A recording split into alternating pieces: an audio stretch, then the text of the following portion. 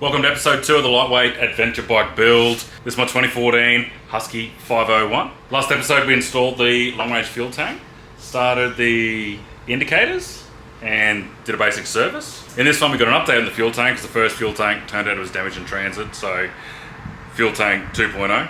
And then we're sorting out my stuff ups with the indicators, stay tuned for that, and fitting the thick boy seat from Phoenix Seats Australia. Oh, and a screen from BajaWorx. So yeah, let's get into it. I bought this thing to mainly commute to work, like that's what most of driving is going to be. Riding, you know what I mean? So the wind buffeting, there's no real wind protection, so wind buffeting sort of going to be a bit of an issue. I didn't want to go for a full rally tower because they're super expensive and sort of bulky. I do kind of like the look of them. So the happy medium was this Perspex flash screen thingy, which is made by BajaWorx in the US. Bought it through Takomoto Co, who I watch some of their videos on YouTube. And this is a pricey bit of plastic, especially when you live down here. So it was $149 US, 73 and some change shipping US. So a total of $222.43 US. Convert that to Australian though, $362.77 delivered. But it is a nice looking bit of gear, it does look really well made. And I guess it comes with all this other stuff, like really good instructions, template. It's wrapped up pretty well. And then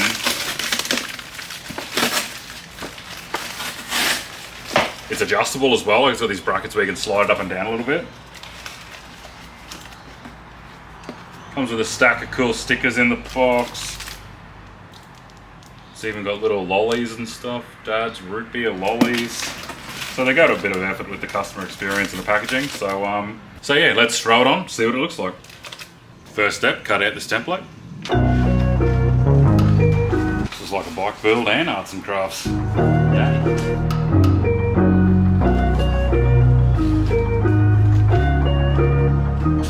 Done.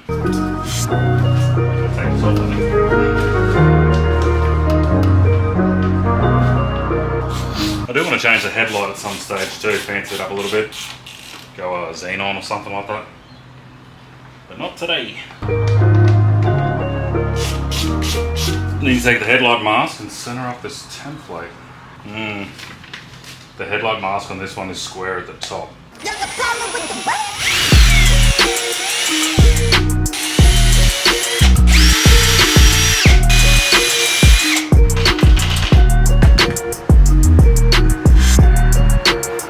Fidgety to get all the bolts and nuts in here.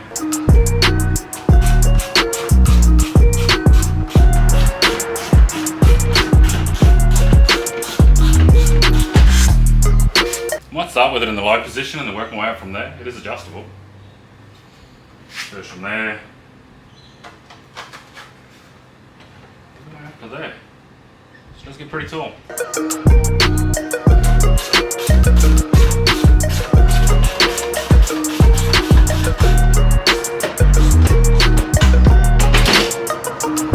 Done.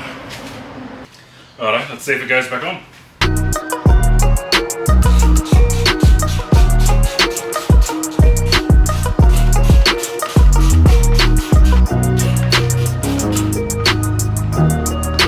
Headlight back in.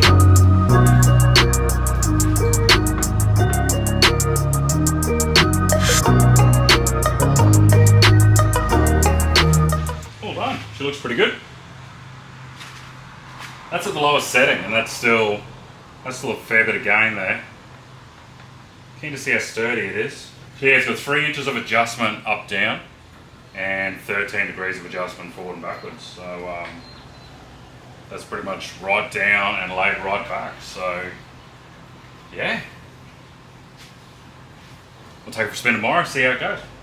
So yeah, an update on the fuel tank. Obviously, if you watched the last video, the first episode of the adventure bike build, the fuel tank I got must have been cracked in transit. I only noticed once I filled the tank all the way up. I got straight onto the shop that I bought it through the retailer. They put me in touch with Safari. They sent me a coupon thing to return it, so they paid for the freight.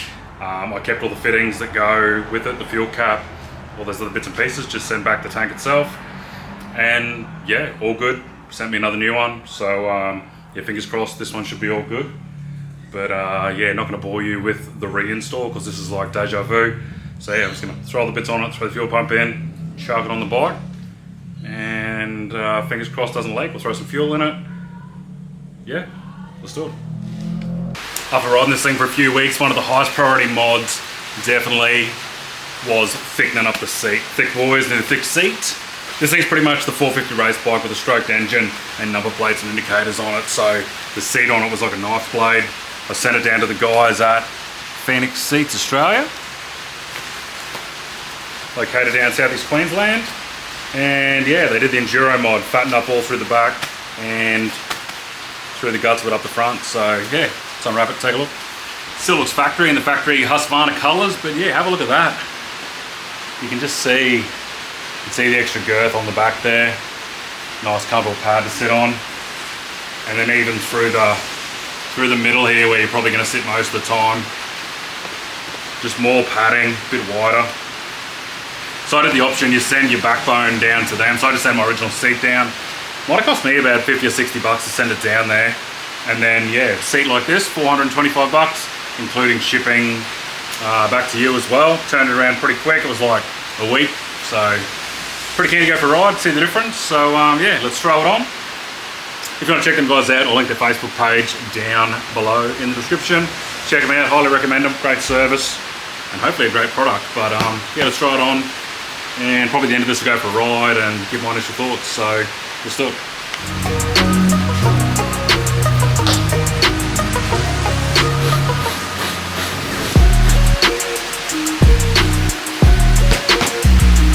One eternity later.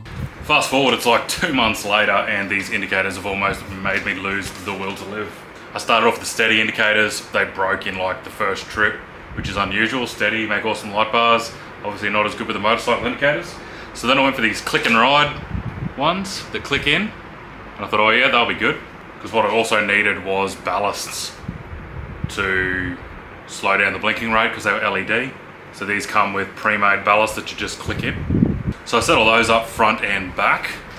And then I noticed that the ballast was actually melting the rear guard. Because it's all tucked up so tight in here, too much heat. So I wasn't too keen on my rear guard being melted. So I swapped over the front indicators to a set of these. They're halogen, but they look sort of fancy. They're just from super cheap. I think they're like 20 bucks. So I put them on the front to create the ballast and then left the click and rides on the back. Then I did a couple of trips and it was all good. And then one trip I did, I couldn't get this little rubber grommet thing to go in the hole properly. Sometimes it just doesn't want to go in there properly. So then with the vibration, it came out, filled this hole full of mud. And then when I went to put this back in on Monday to ride to work, it obviously didn't click all the way in. And then once I got home from work, I realized that one of these was gone. But that was okay because I still had the spares off the front from where I'd fitted these. So then I fitted one of them. Same thing happened again. I think it must have just shook out from the vibration of the bike. So yeah, these click and rides, good in theory. I didn't find them that good to use. And I also had the issue where I had to disconnect the indicator on indicator thing on your dash because I've only had these fitted on road bikes before and they've got an indicator for the left and then another indicator light for the right. This one all goes through one indicator. So with the LEDs in, I started getting a back feed. So I needed to order one of these little resistor kits. Oh, diode kit, sorry, diode. To stop that back feed. And I would have had to wire all this in with heat shrink and everything. And then after that I was just like, F this, I'm not even gonna bother. So 2 sets of these, I'll be able to plug that light in like normal. Won't need any of this ballast shit under the back. So I'm gonna throw those in and call it done.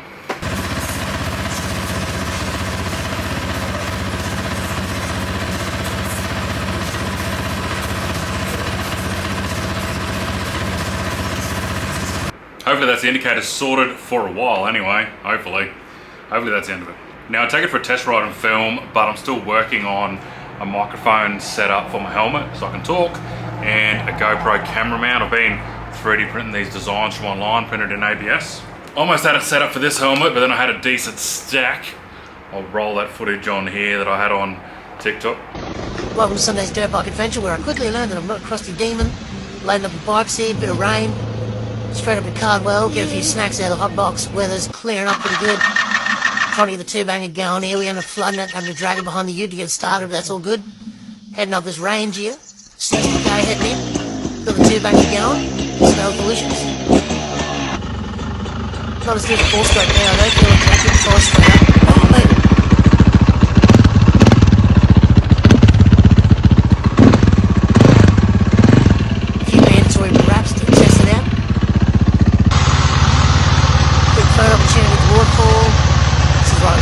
We've got 60 k's to go in. Just about halfway in. Nice scenery. Throw some more juice in the two-banger. Have a little 6 litre fuel blow there. Fucking piece of shit. And this is up at the falls, so that's the car park at the campground, one of the campsites. Looks pretty good. You can camp right on the banks of the river here. And it goes straight to this huge waterfall just down the road there. That's in there, Monster Waterfall, Blanco Falls. Well, that's what one absolutely meant here. And then we get to the point where it went pear-shaped. This is actually on the way in, but thought I'd film it on the road. We're on our way back now after I've recovered a little bit. But yeah, on the way in, like I'm hooking through this corner here, and then one wheel got on either side of this rut. I don't even know what happened. One wheel on either side of this shit. And then you can see where it got crossed up here. Bike went back over this way. And you can see that fucking mark goes this way, just tank slapping, fucking sideways. And then that was it. I think I flew in here, hit that, oh there it is, hit that, hooked it, flew in the air, did a front flip, bike, where it hit next? Maybe there, somewhere. And then I think I ended up here on the ground, up and winded, almost knocked out. Hit the ground that fucking hard. It's broken that. No more clickies on that anymore. That's broken up the top. The little audio music thing popped off. My glasses flew out of my helmet. You pop the quick release indicators out the back of the bike. That's how hard it hit. That's one. That's one plug. That's the other one. Ugh. So yeah, I lay on the ground for about a minute making weird dying noises. Lucky I had my water thing on my backpack. Yeah, lucky I had the water on the back because I think it fucking softened the blow. Back flopping on my back. My neck's still pretty sore, so... And I broke the stand on the bike as well, so now I'm going to lean up against a tree because that's broken. Good times. Oh, my number plate. That's what's left of my number plate. Good times, but didn't bend anything, I don't think. The handlebars are good. The luggage bag thingos are good. Didn't damage the tank. So now I just fucking pop my sorry ass over here. Broke my visor thing, broke this visor. So I bought a much better quality carbon, I think it's an LS2 Explorer helmet. So I'm just working on the microphone setup and this thing. A load of glue on the front that'll hold the GoPro. And then I'll go get some test drive footage. So yeah, tune in then. I'm not sure if it's going to be the video of that next or maybe the next video on the toy hauler where I start fitting out the inside of the canopy. Anyway, like, subscribe, follow along if you're into all this sort of shit. See you next time.